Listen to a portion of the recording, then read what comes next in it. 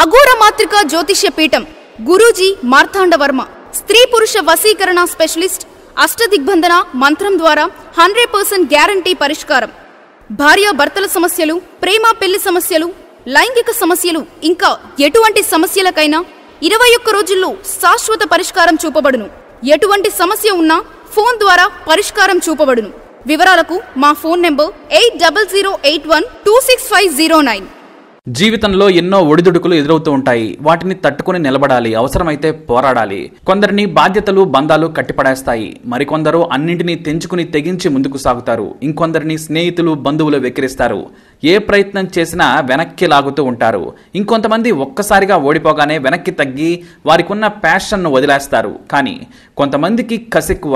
తమను ఎవరైతే పనికిమాలిన వాళ్ళు అన్నవారుంటారో వారి ముందే విజయం సాధించి తలెత్తుకుని బ్రతుకుతారు. కోట్ల మందికి ఇన్స్పిరేషన్ గా నిలుస్తారు.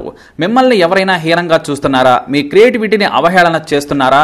మీరు జీవితంలో ఎదగలేరని మీ ఉత్సాహాన్ని నీరు కారుస్తున్నారా? అయితే వీరి జీవితాలు ఒక్కసారి చూడండి. మీ అందరికీ కూడా ప్రేరణ నిలిచే అలాంటి అద్భుతమైన నిజ జీవిత విజయాలను ఈ స్టోరీలో చూద్దాం. వాల్ట్ డిస్నీ గురించి మనందరికీ తెలుసు. ఆయన ప్రపంచంలోనే ఇప్పుడు గొప్ప క్రియేటర్గా పేరు సంపాదించారు. కానీ ఆయన జీవితం మొదట చాలా కష్టాలమయం. చిన్నప్పటి నుంచి ఆర్ట్, పెయింటింగ్, ఫోటోగ్రఫీ అన్నా చాలా ఇష్టం. చిన్న చిన్న బొమ్మలు వేసి అమ్ముకునేవారు ఆయన. కాస్త పెద్దైన తర్వాత కాన్సస్లోని 60 స్టార్ పేపర్లో ఉద్యోగం చేసేవారు. అయితే ఆయన ఏది కొత్తగా చేసినా క్రియేటివిటీని అవమానించేవారు. కొన్నాళ్ల తర్వాత నీ దగ్గర క్రియేటివిటీనే లేదు, ఇంకా పాతతరం వాళ్ళలా పనిచేస్తున్నావని ఉన్నపళంగా ఉద్యోగంలో నుంచి తీసేశారు. దీంతో ఆయన చిన్న చిన్న పనులు చేస్తూ జీవితాన్ని ముందుకు లాగారు. వాల్ట్ డిస్నీ పెట్టిన తర్వాత కొన్నేళ్ల పాటు నష్టాలు వచ్చాయి. ఎంతో మంది ఉద్యోగస్తులు వచ్చేవారు, వెళ్లిపోయేవారు. కానీ మిక్కీ మౌస్ క్రియేషన్ తర్వాత ఆయన మళ్లీ వెనక్కి తిరిగి చూసుకోలేదు. 99 అవమానాలు, కష్టాలు, డబ్బు గురించి ఇబ్బందులను ఒక్క విజయం తీర్చేసింది. అంతేకాదు అతనిలోని క్రియేటివ్ స్కిల్స్ తో ప్రపంచాన్ని ఉర్రూతలొగించారు. వాల్ట్ డిస్నీ అంటే తెలియని వారు లేరంటే ఆశ్చర్యం కాదు. అతని జీవిత కష్టాలు ఒక్క ఏడాదిలో తీరిపోయాయి.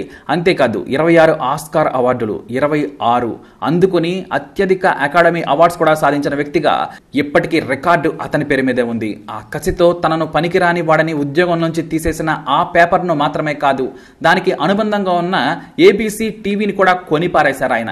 విజయం అంటే ఇలా ఉండాలి. కాబట్టి ఫ్రెండ్స్, మీరు ఏమాత్రం నిరుత్సాహపడవద్దు. ఇక సచిన్ కు క్రికెట్ ఆడరాదు అంటే ఎంత అసహ్యంగా ఉంటుంది. ప్రఖ్యాత బాస్కెట్బాల్ ప్లేయర్ మైకేల్ జోర్డాన్ కూడా ఇదే జరిగింది.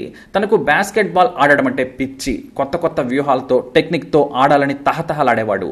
కానీ తన హై స్కూల్ టీంలో చోటు దక్కేది కాదు.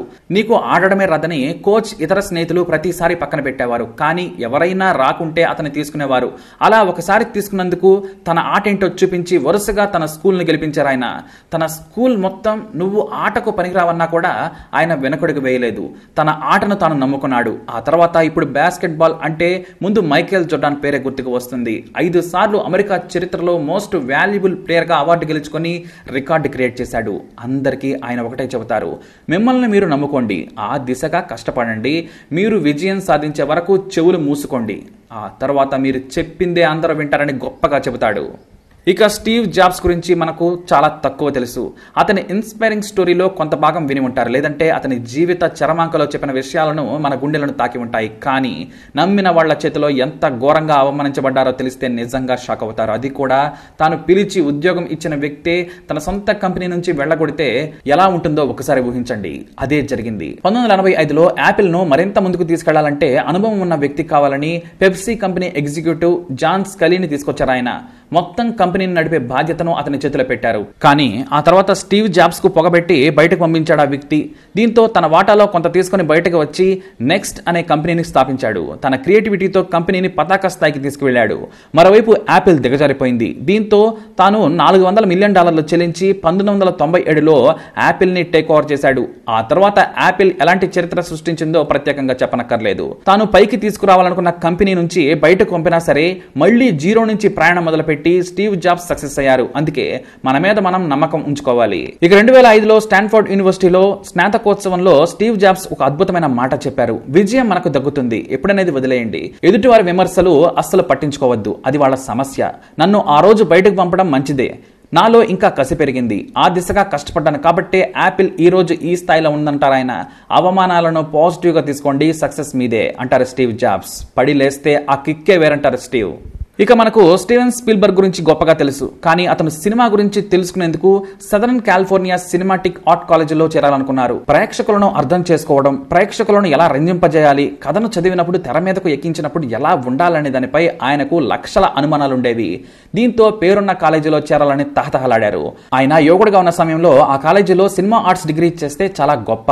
అయితే ఆ కాలేజీ 3 సార్లు స్టీవెన్ స్పీల్బర్గ్ ను రిజెక్ట్ చేసింది. తాను పరీక్ష రాస్తే మార్కులు తక్కువ వచ్చాయి. ఎంట్రన్స్ టెస్ట్ లో సినిమాపై అడిగిన ప్రశ్నలకు ఆయన సమాధానం రాయలేకపోయారు. దీంతో ఆయనకు సి గ్రేడ్ వేసి బయటకు పంపారు. దీంతో మరో మామూలు కాలేజీలో చేరి డిగ్రీ సంపాదించారు. ఆ తర్వాత ఏ కాలేజీలో అయితే తాను రాసిన సమాధానాలు తప్పు అన్నారో వాటికి సమాధానంగా సినిమాలు తీశారు ఆయన. జాస్, ఈటీ, ఇండియానా జోన్స్ మూవీస్ తీశారు. ఆ తర్వాత తన డ్రీమ్ వర్క్స్ కంపెనీ ప్రపంచంలోనే బిగ్గెస్ట్ స్టూడియోగా తీర్చిదిద్దారు ఆయన. ఒక ఇంటర్వ్యూలో తనను southern California cinematic arts college నన్ను రిజెక్ట్ చేసిందని చెప్పారు స్పీల్బర్గ్. దీంతో కొన్నేళ్ల తర్వాత ఆయనను గౌరవ డాక్టరేట్ ఇచ్చేందుకు ఆహ్వానించింది ఆ కాలేజ్. అయితే అది తీసుకునేందుకు తాను రెడీ, కానీ ఆ డాక్టరేట్ అని తీసుకునేందుకు నేను రెడీ, కానీ ఆ రోజు తన అప్లికేషన్ రిజెక్ట్ చేసిన వ్యక్తి సైన్ ఉంటేనే తీసుకుంటానన్నారు. దీంతో ఆ కాలేజీ అతని సంతకంతో అతని చేతుల మీదగానే స్పీల్బర్గ్ కు గౌరవ డాక్టరేట్ ప్రదానం చేసింది. తనను రిజెక్ట్ చేయడం కారణంగానే కథలు రాసుకునే పనిలో పడ్డారంటారు ఆయన. పాత సినిమాలు చూడడం, ఒక్క సీన్ను ఎలా తీసి దానిని ఎలా రాసి ఉంటారో రివర్స్ రైటింగ్ ప్రాక్టీస్ చేశారు. అలా అవమానాల నుంచి విజయంతో పగ తీర్చుకున్నారు ఆయన. ఇక మన కళ్ళ ముందే జరిగిన మరో సక్సెస్ స్టోరీ సానియా మీర్జాది. అదేంటి, ఆమెది కూడా విజయమేనా అనుకోవద్దు. 14 ఏళ్ల వయసులో వారికి అప్పటికి పెద్దగా డబ్బు కూడా లేదు. చిన్న ప్రాంతంలో ఉండేవారు. మధ్యతరగతి కుటుంబం, పైగా ముస్లిం కుటుంబం కావడంతో ఆమె చిన్న చిన్న స్కర్ట్లు వేసుకుని గల్లీలో నడుస్తుంటే అంతా ముక్కు మీద వేలేసుకునేవారు. మత పెద్దలు వారింటికి వచ్చి వార్నింగ్ కూడా ఇవ్వడంతో మరో ఇంటికి మారారు. సిగ్గు లేకుండా తొడలు కనిపించేలా తిరుగుతుంది, పైగా ఆడుతోంది, టీవీలో పేపర్లో ఎక్స్పోజింగ్ చేస్తూ ఇంటర్వ్యూలు ఇస్తుందని విమర్శించారు. కొంతమంది ఏకంగా వారి కుటుంబాన్ని బహిష్కరించింది కూడా. అయినా సరే తనకు ఆట పట్ల ఉన్న ప్యాషన్ ను ఏమాత్రం తగ్గించుకోకుండా అంతర్జాతీయ స్టార్ గా ఎదిగింది సానియా. ఆమె బయటకు వచ్చిన తర్వాతే ఎంతో మంది అమ్మాయిలు టెన్నిస్ వైపు బాట పట్టారు. అమ్మాయిలు ఆడితే ఆమె వేసుకున్న డ్రెస్ చూస్తారు, కానీ ఆట చూడరనే స్థాయి నుంచి విజయాలతో విమర్శలకు బుద్ధి చెప్పారామె. కట్టుబాట్లను పక్కకు పెట్టి ఎంతో మందికి ఇన్స్పిరేషన్ గా నిలిచారు సానియా. ఇక హ్యారీ పాటర్ రచయిత్రి జేకే రౌలింగ్ జీవితం మనందరికి స్ఫూర్తే. ఆమె ఆమ్నెస్టీ ఇంటర్నేషనల్ సెక్రటరీగా పనిచేసేవారు. నెల తిరిగేసరికి చిల్లర కూడా మిగిలేది కాదు. ఈ సమయంలోనే పెళ్లి చేసుకున్నారు. ఏడాది తర్వాత బాబు పుట్టాడు, కానీ భర్త వదిలేశాడు. ఇటు బాబును చూసుకోలేక, ఉద్యోగం చేయలేక ఇంటి పట్టునే ఉండేది. ప్రతిరోజు బాబు కోసం ఎంతో కొంత దాచిపెట్టిన దాంట్లో నుంచి ఖర్చు పెట్టుకొచ్చేది. తాను మాత్రం వీలైనంత తక్కువ తిని డబ్బులు దాచుకునేది. అయితే తన మనసులో మెదులుతున్న హ్యారీ పాటర్ పాత్రలను పేపర్ పై పెట్టాలనుకున్నారామె. దీంతో ఎక్కడో మారుమూల చిన్న గదిలో బ్రతికే జేకే ఇప్పుడు ప్రపంచం గర్వించదగ్గ రచయిత అయ్యారు. విజయం కష్టాల నుంచి వస్తుంది, అవమానాల నుంచి కూడా వస్తుంది. అందుకే మన ప్యాషన్ ను ముందుకు తీసుకెళ్లాలి.